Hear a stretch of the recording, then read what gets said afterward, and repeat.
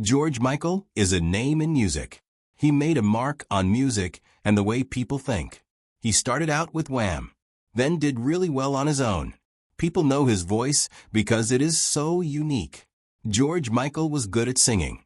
He was also very honest about how he felt. He could sing with a lot of soul. He was not afraid to talk about real things. George Michael had a voice and people liked him because he was real. George Michael was a singer. He had great songs like Faith and Careless Whisper and Freedom 90 that people still love today. George Michael also had strong feelings about the music business. He thought it was really important for singers to write their songs and be real with the people who listen to their music. George Michael believed in being true to himself and his fans. He wanted George Michael's music to come from the heart.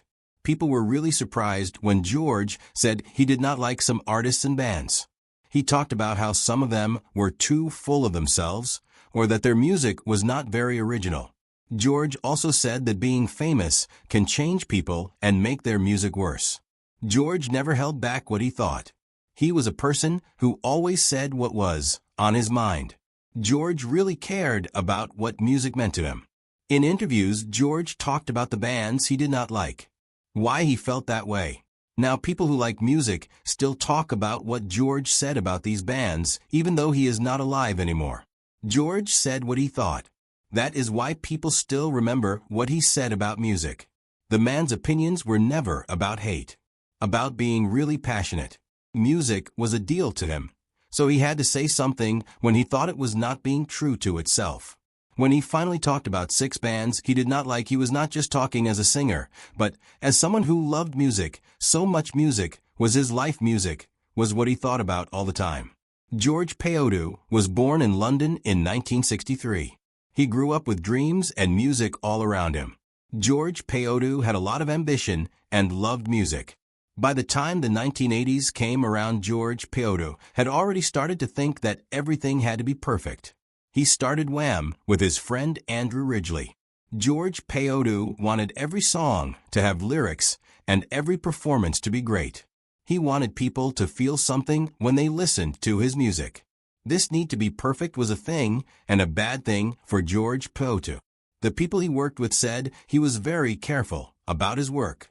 George Peyodu would spend a lot of time in the studio, do things over and over until they sounded just right. George Peyodu wanted the music to sound the way he imagined it. The man was never happy with making songs that people liked. He wanted to do something that would be remembered for a time. Songs like Careless Whisper, Father Figure, and One More tried it a lot more than just get to the top of the music charts. These songs really helped define what music was like then. Careless Whisper, Father Figure, and One More Try were special songs that people still talk about today. By the 2000s, George had stepped back from the spotlight, but he still had a lot to say about music. He really missed the days when musicians wrote their own songs, sang from the heart, and did not need all the fancy studio stuff to sound good. George was not being bitter, he was just really sad about the way things were going. When George finally talked about the 6 bands he did not like, it was not because he was holding a grudge against these bands, it was because he felt that music was losing its meaning. George loved music. He wanted it to be real. That is why he was so upset about the state of music. George talked about the artists he liked. He thought it was great when artists wrote their songs and sang with feeling. They had to mean what they were singing. He did not like some bands because they did not care about the music. They just wanted to be famous. George thought these bands were bad for music. He never made a list of bands he did not like. He did talk about them in interviews. George did not like bands that sounded the same as everyone. He did not like bands that only cared about money. He wanted music to be real and to touch his heart. George liked music that was honest, came from the heart. He liked artists who wrote their songs and sang with emotion and purpose. Number 1, Milli Vanilli. He was upset because Milli Vanilli did not sing live, they just pretended to. George thought this was not right because he loved it when people sang with their voice and meant what they were singing. He said that if you cannot sing your song, then you are not a real musician, you are just someone who is pretending to be one.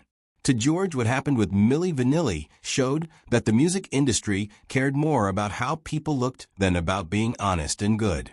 Milli Vanilli was a problem for George because of this. Number 2. The Spice Girls. He thought they were not a real music group, but a made-up thing to make money.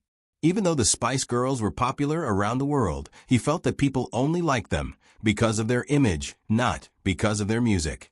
The Spice Girls were more about being famous and selling themselves than making good music that comes from the heart. He even made a joke about it, saying that they were selling their personalities, not their passion, for music and not the Spice Girls' actual talent. Number 3. Coldplay. A lot of people who like Coldplay really love their songs that about feelings. George thought Coldplay sounded too much the same all the time and that their music was too perfect. He thought Coldplay was making music that was safe. You could tell what was going to happen in their songs. George still thought Chris Martin was a musician. He wanted to make it clear that he did not like the music Coldplay was making, not that he did not like the people in Coldplay. George was talking about Coldplay and their music. He said his problem was with the kind of music Coldplay was making, not with the people in Coldplay. Number 4. Oasis. He liked how confident they were. At the same time, he did not like that they seemed so full of themselves. He said that the way Oasis acted about rivalry and competition was just like a big show, not real music. He believed that music has to come from the heart, and you cannot just pretend to have soul in your music. Oasis was about being rock stars, not about making music that really means something. Number 5. One Direction. He thinks they show how the music industry is more about selling stuff than making music, especially with social media around. He likes that they can be fun and all. He wants to know where the real feeling is in their songs. He is looking for the edge and truth in the music of One Direction and similar boy bands. Number 6. Nickelback. Nickelback got criticized by George because he thought their songs all sounded the same and did not have a lot of feeling. George told his friends that he thought Nickelback's music was just noise, it did not tell a story. He believed that every song should say something that means something to people. Nickelback's music just did not do that for him. He thought Nickelback songs lacked depth and were not very good. George Michael did not say mean things because he was cruel. He was a person who really cared about music and wanted it to be real. When George Michael criticized something, it was because he was sad to see music losing what makes it special. He was not trying to be hurtful. Even the people he criticized liked what George Michael had to say because they knew he really loved music and wanted the best for it. George Michael had high standards for music, and that is why he said what he did. George was an honest person, and that did not always make him liked by everyone in the music business. It made the people who liked his music love him even more. When a lot of people were trying to control what people thought of them, George would talk about anything. He would talk about the music business and the people who wrote about him and his own life. The people who liked his music thought this was really great. At that time, a lot of people would only say what they thought people wanted to hear. George was different. He was real. People liked that about him. George would say what he liked and what he did not like. He always told the truth. He thought that being honest was important for his music and for his life. George thought that truth was what mattered most. George was a person who never tried to be perfect. He just wanted to be himself. That is why people trusted George. This trust is what his legacy is built on. People who liked George did not just listen to his music. They really felt it. They knew that every word and every note came from George being sincere. George had songs like Praying for Time and Freedom 90. These songs showed George struggling with being honest, being famous, and figuring out who he was. When George said something about other bands, people who liked him saw that he was coming from a place of love for music. They did not think George was being mean. George was really open about his life. He talked about the things he was going through, like his struggles. George shared his story about being gay. He did not hide it. He also had some problems with the law. He was not feeling well. George did not try to hide these things. He showed people that he was vulnerable. This helped people like him more. They saw that he was not a famous person, but a real person who made mistakes. Sometimes the media said things about George. They said he was a troublemaker or that he was difficult to work with.